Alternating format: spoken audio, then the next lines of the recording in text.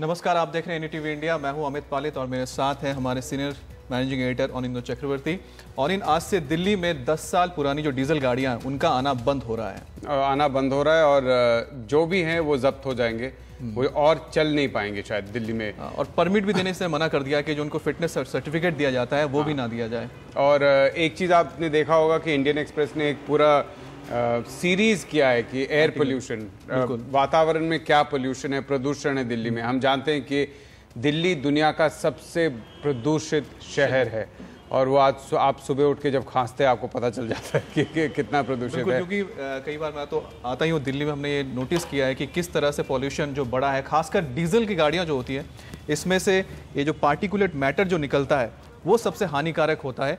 और इसमें एक बात जोड़नी चाहिए कि जो एनजीटी ने जो किया है ये बहुत अच्छा किया, क्योंकि अगर हम दुनिया की बात करें तो पेरिस भी एक ऐसा शहर होने जा रहा है जहां पर डीजल गाड़ियों को पूरी तरह से 2020 तक बैन करना चाह रहे हैं और ट्रक और जो वहां पर बसें हैं डीजल की वो जुलाई 2015 तक शायद बंद ही कर दिया जाएगा। और हम बात करेंगे, डॉक्टर संजय कुरुक्षेत्र ने एक कहा है इससे फ़ायदा क्या होगा।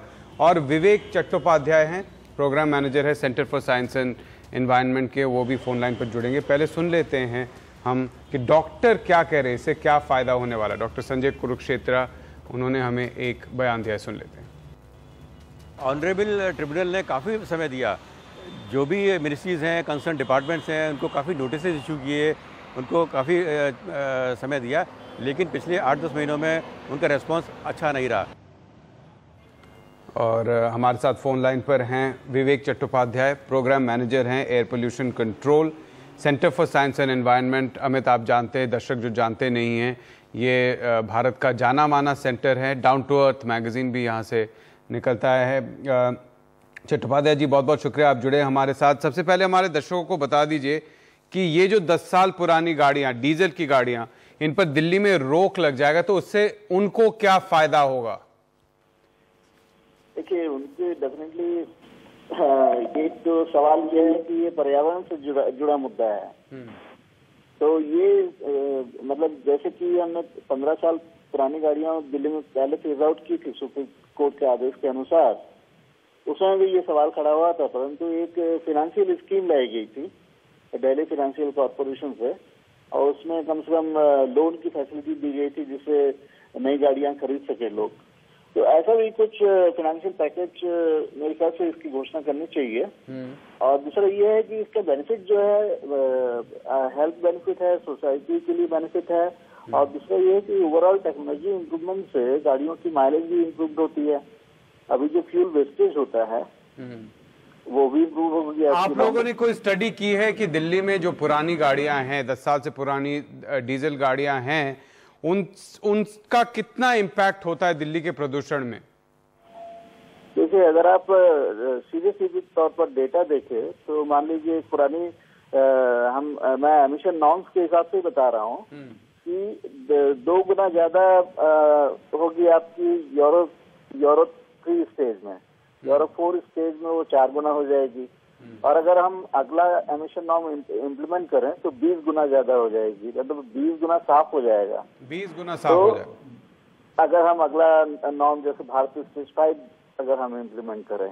10 साल पुरानी जो डीजल की गाड़ियां हैं उनका कौन सा नॉर्म है? यूरो कौन सा है वो? यूरो 2 है? कौन सा है? यूरो 2 और यूरो 2 के पहले के, मतलब यूरो 1 अच्छा, तो ये अगर ये वाली गाड़ियां हट जाए, आपके पास कोई एस्टिमेट है कि कितनी गाड़ियां अभी हैं?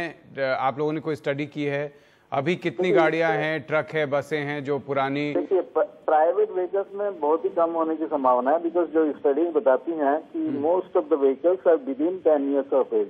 अच्छा, ठीक है।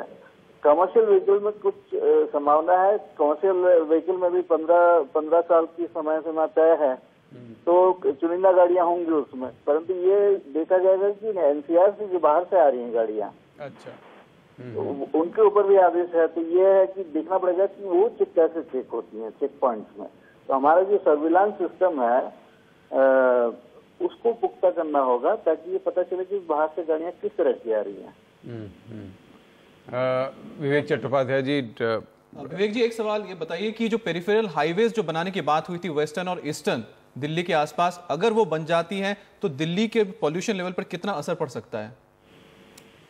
उससे आपका डायरेक्ट बेनिफिट ये होगा कि वो थोड़े आउटर एरियाज में ट्रक्स चली जाएंगी और शहर के अंदर उसका डिस्पर्सन, मतलब जो शहर के अंदर ऑलरेडी प्रदूषित रहता है हवा, उसके ऊपर से रात में आपकी ट्रक्स भी आ जाती हैं तो डबल हो जाता है वो, तो वो चीज आपकी बच जाएगी। परंतु ये देखना पड़ेगा कि as a long term solution, क्योंकि ये सारे क्षेत्र जुड़े हुए हैं, इसलिए एक एमिशन नॉर्म की घोषणा करनी होगी और एक किस्म के टाइटर फ्यूल क्वालिटी की घोषणा करनी होगी। ये जो अलग अलग हम सिस्टम अभी कर रहे हैं कि कुछ क्षेत्रों में अच्छा एमिशन नॉर्म है, बाकी क्षेत्रों में पुराना है, तो इससे हमें आगे बढ़ना पड़ेगा ताकि ओवरऑल मतलब सुधार हो सके। अदरवाइज ये भी कंप्लेन आती है कि यहाँ प्रदूषण कम हो रहा है, हमारे यहाँ ज्यादा हो रहा है। जी, विवेक चट्टोपाध्याय जी, बहुत बहुत शुक्रिया, आप जुड़े हमारे साथ।